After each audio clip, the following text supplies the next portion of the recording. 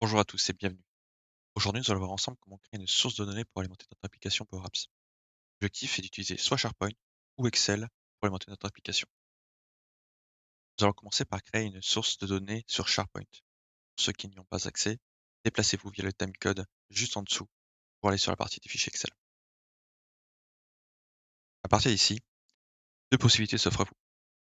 Soit vous avez déjà un site SharePoint sur lequel vous pouvez vous greffer pour justement créer votre source de données, soit vous n'en avez pas, et dans ce cas-là, nous allons en créer un ensemble. Pour créer un site, très simple. Commencez par vous rendre sur le portail SharePoint. Le lien est disponible en description. Puis, cliquez sur Créer un site. De là, vous avez deux propositions. Le site d'équipe, le site de communication. Nous, dans notre cas, ça n'a pas vocation à être large public. Donc, on va se concentrer sur le site d'équipe. Ensuite, pour la partie suivante, vous aurez donc accès à tout un tas de designs. Ça n'a pas une grande importance non plus. C'est pour ça que dans mon cas, je vais me consacrer sur la partie équipe standard. Cliquez ensuite sur Utiliser un modèle. Et maintenant vient le moment où vous allez devoir donner un nom à votre site. Dans mon cas, je ne vais pas aller plus loin que ça, étant donné que j'ai déjà un site à disposition sur le côté. Mais pour vous, il vous suffit donc de mettre un nom qui est disponible, de cliquer sur Créer. Maintenant que nous avons notre site, nous allons créer une liste. Ça servira donc à stocker nos données pour alimenter notre application Power Apps. Nous allons donc cliquer sur le rouage en haut à droite, puis sur Contenu du site. Maintenant, nous allons cliquer sur Nouveau, puis Liste. Ici, vous avez quatre options. Liste vierge, donc ce que nous allons faire juste après. À partir d'une liste existante, qui pourrait se trouver par exemple sur un autre SharePoint, vous pouvez très bien utiliser ça pour récupérer des référentiels, des données que vous n'avez pas forcément envie de retaper à la main. Ou vous avez à partir d'un fichier Excel, voire d'un CSV. Dans le cas où vous avez ce genre de fichiers qui traînent entre vous et vos collègues, par exemple, que vous mettez à jour pour suivre X dossiers, ça peut être intéressant de les transformer plus tard en application Power Apps. Pour l'instant, donc cliquez sur liste vierge. Maintenant, nous allons donner un nom à cette liste. Nous allons l'appeler oui, puis créer. Maintenant que notre liste est créée, nous allons la personnaliser. Nous allons à nouveau cliquer sur le rouage, et cette fois-ci, ce sera sur Paramètres de la liste. Pour commencer, nous allons renommer la colonne titre, la première colonne que vous avez à disposition. Cliquons dessus. Nous allons changer donc la désignation titre par nom. On touche à rien d'autre, et on fait OK. Nous allons créer d'autres colonnes. Nous allons commencer donc par cliquer sur Créer une colonne, puis nous allons la nommer Quantité. Évitez les accents ici. Les caractères spéciaux, c'est le genre de choses qu'il vaut mieux pas avoir. On touche à rien d'autre, mis à part plutôt la mettre en colonne de type nombre, ce sera plus cohérent, va-t-on dire. On touche à rien et on fait sur OK. Maintenant, nous allons refaire une nouvelle colonne que nous allons appeler prix kilo.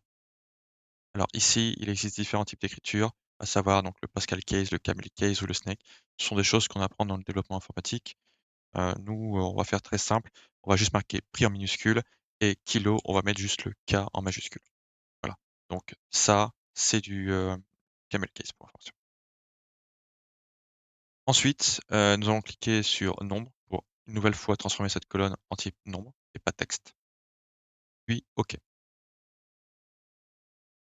Et pour finir, une dernière colonne que nous allons appeler magasin. Et cette fois-ci, nous la laissons en type texte. Puis nous cliquons sur OK.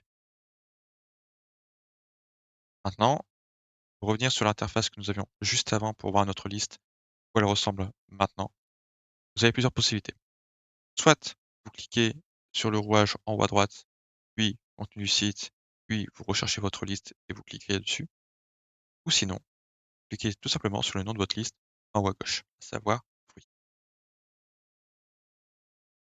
Maintenant que notre liste est créée, nous allons y ajouter des données. Nous allons cliquer sur Nouveau, puis nous avons donc un petit volet sur la droite qui va nous servir à rentrer nos données. Là, nous allons mettre quelques données fictives. Je vous laisse mettre ce que vous avez envie. Dans mon cas, je vais rajouter quelques fruits. Par exemple, des pommes avec une quantité de 50 et un prix au kilo, dirait-on, de 1 €, avec le magasin disponible sur ville, puis enregistré. et je vais répéter cette opération plusieurs fois. Et voilà, notre liste est prête à être utilisée dans Power Apps. Nous allons donc passer maintenant à la seconde partie, à savoir créer la même chose, mais sur un fichier Excel.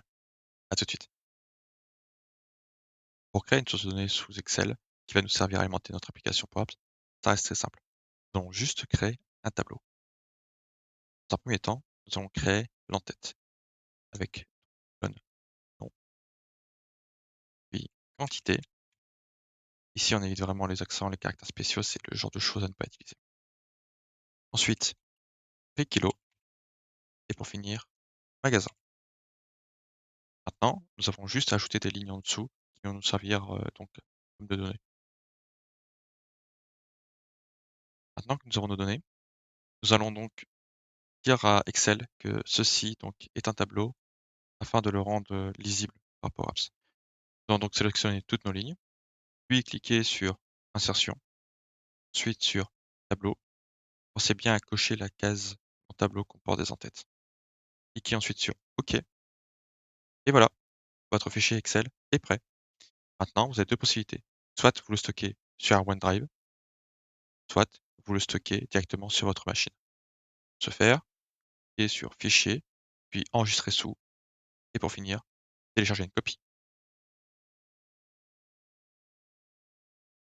Et voilà, nous avons vu ensemble comment créer une source de données sous Excel et sous SharePoint, prêt à être connecté sur Power Apps. N'hésitez pas à liker la vidéo et à vous abonner pour suivre la suite de ce cours sur Power Apps. Et surtout, si quelque chose n'a pas été clair dans la vidéo, n'hésitez pas à me le faire savoir en commentaire juste en dessous. Et pour la suite, je vous dis à très bientôt.